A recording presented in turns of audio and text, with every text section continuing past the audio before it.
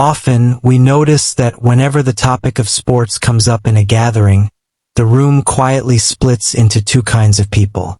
Some lean forward, their voices rise, their faces light up. Others lean back, listen calmly, and speak very little. They're not disconnected. They're simply present in a different way. Maybe you've noticed this person before, or maybe at some point you were that person yourself. These people don't hate sports. They don't look down on it either. They understand why others feel so strongly about it. The difference is that sports never became the place where they stored their emotions. Their excitement learned to live somewhere else, in quiet moments, in thought, in experiences that don't need noise to feel real. We often assume that people who aren't obsessed with sports must lack passion. But passion doesn't always announce itself. Sometimes it doesn't shout or celebrate loudly. Sometimes it stays steady and silent. Some people burn bright and fast. Others glow slowly, over time. Both are real forms of passion. Psychologically, people who don't build their identity around sports tend to protect their emotional balance. Their mood doesn't swing wildly with every external result. A win doesn't make them feel superior. A loss doesn't leave them empty. They've learned, consciously or unconsciously, that emotional stability matters more than emotional highs. You may have noticed that such people feel small moments more deeply. The warmth of a cup of tea in the morning.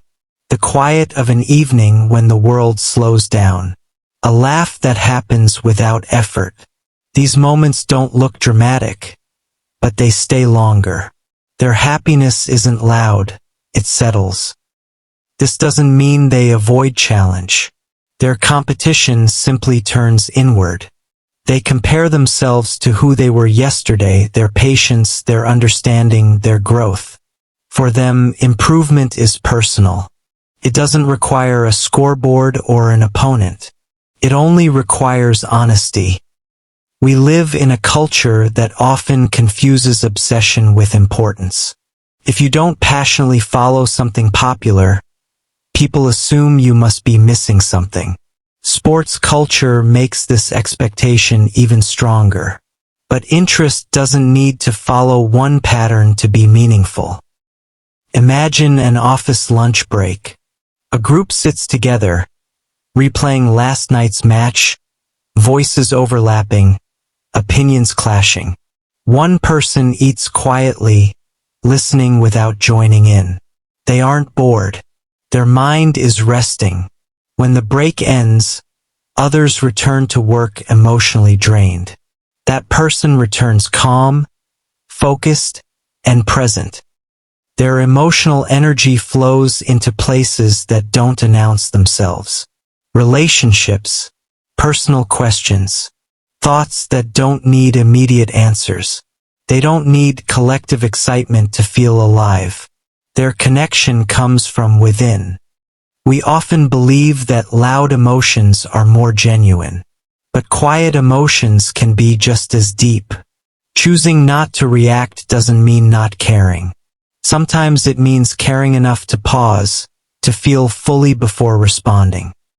Sports naturally create sides, winners and losers, us and them. People who don't obsess over it are often more comfortable outside these divisions. They listen more than they argue. They are less interested in being right and more interested in understanding. In the end, not being obsessed with sports isn't a flaw. It's simply a different way of being human. Some people come alive in noise, crowds, and competition. Others come alive in quiet, reflection, and balance. A meaningful life isn't about choosing one over the other.